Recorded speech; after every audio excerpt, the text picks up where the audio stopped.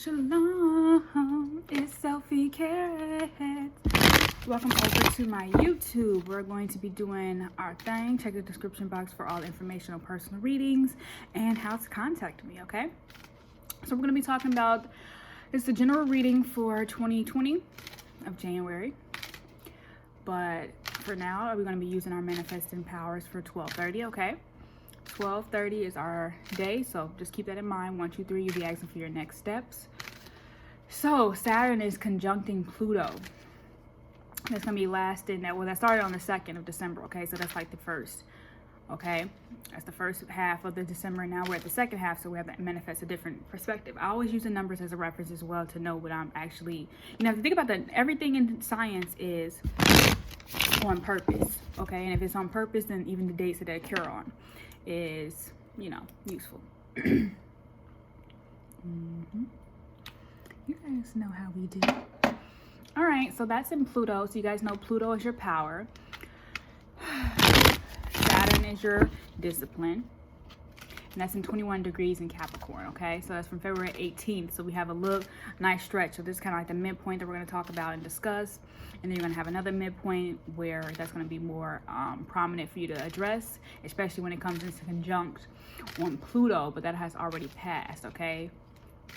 So think about what Venus in conjunction Pluto has brought to you, okay? And then tomorrow we have Mars sextile Saturn, okay?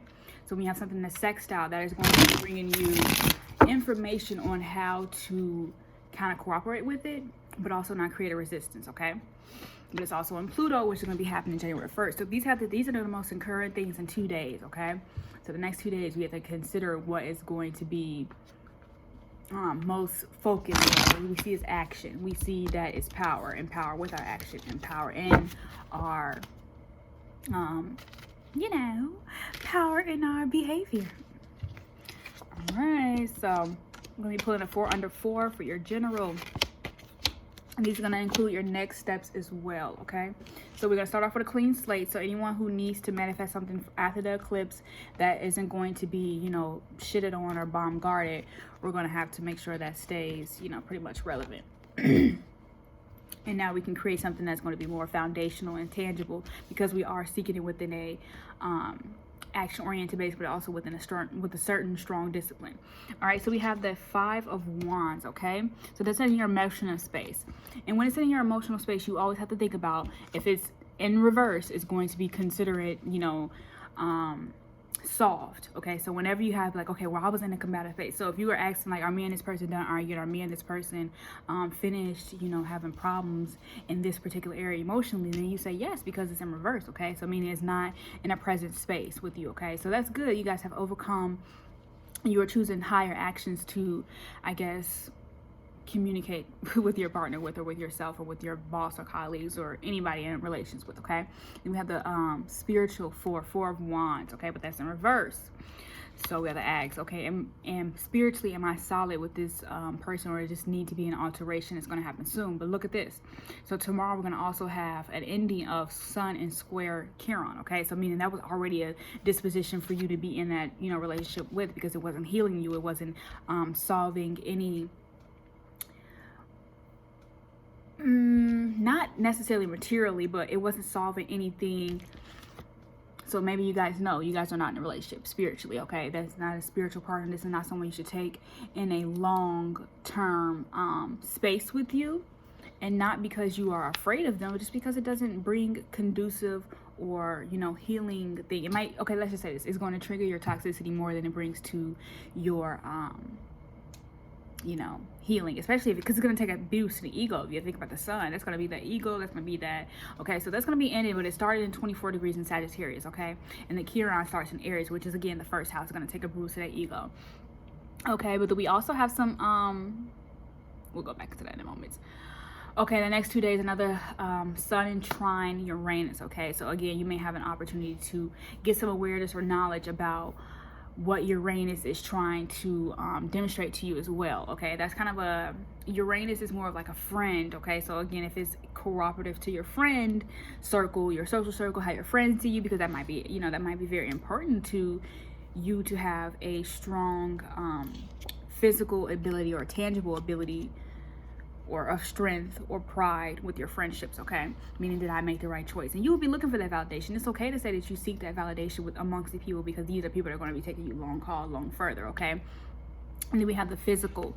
So in the physical, we have the Queen of Swords, which is not a bad energy. It's not an energy to be out of or be in competition with. It's just, do I speak clearly? Do I articulate clearly?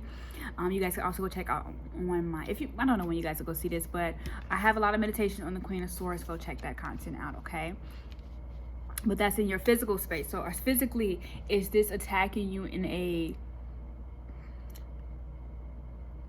or is this being able to articulate to you how you want to be? Again, we have the first house, so this is your self-image, okay? This is your self-image of, so the next, we'll say 8 days, we have the sun conjunct in Jupiter.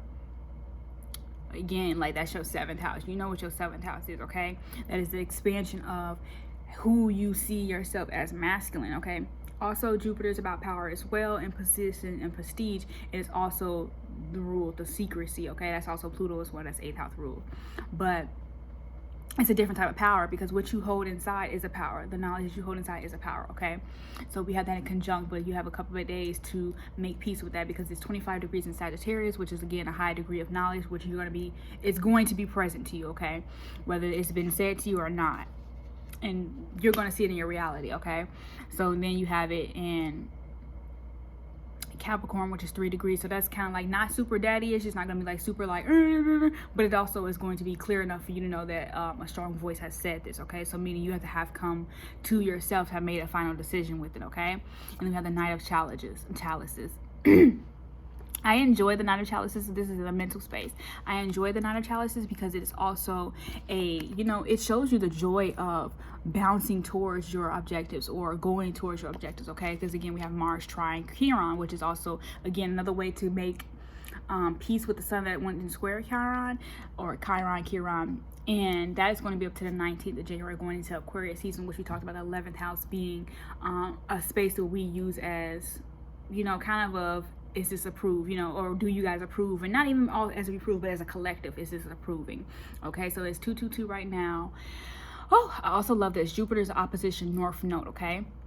So you guys know your North Node is where you're supposed to be aiming towards. It is your future, not karma, but future birthright, okay? And then that's also 4 degrees, and Jupiter's in 4 degrees in Capricorn. So as you know, it's going to be, again, another lower vibration on, it's not super strong daddy, like, make sure you tell love. It's not super going like, make sure you show love. And this is, again, mentally. So how would you mentally say, I'm going to actively show love? I'm going to actively go towards my destiny. I'm going to actively stay in alignment with my destiny, especially with Jupiter. And how am I finding partners that are going to be seeking union or partnership with me, okay? How are we going to be able to share this type of, who moves slow in a relationship, who moves fast in a relationship, okay?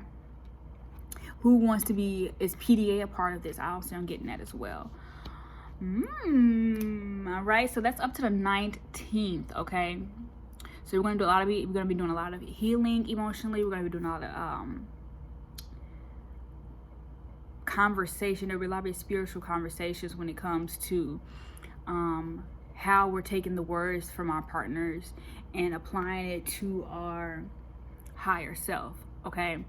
That way we're able to take this, you know, this wisdom or this knowledge that they have given us, whether that be good or bad, and use it to our highest ability. Use it to be something of value over time, okay? So, shalom, mwah, meow.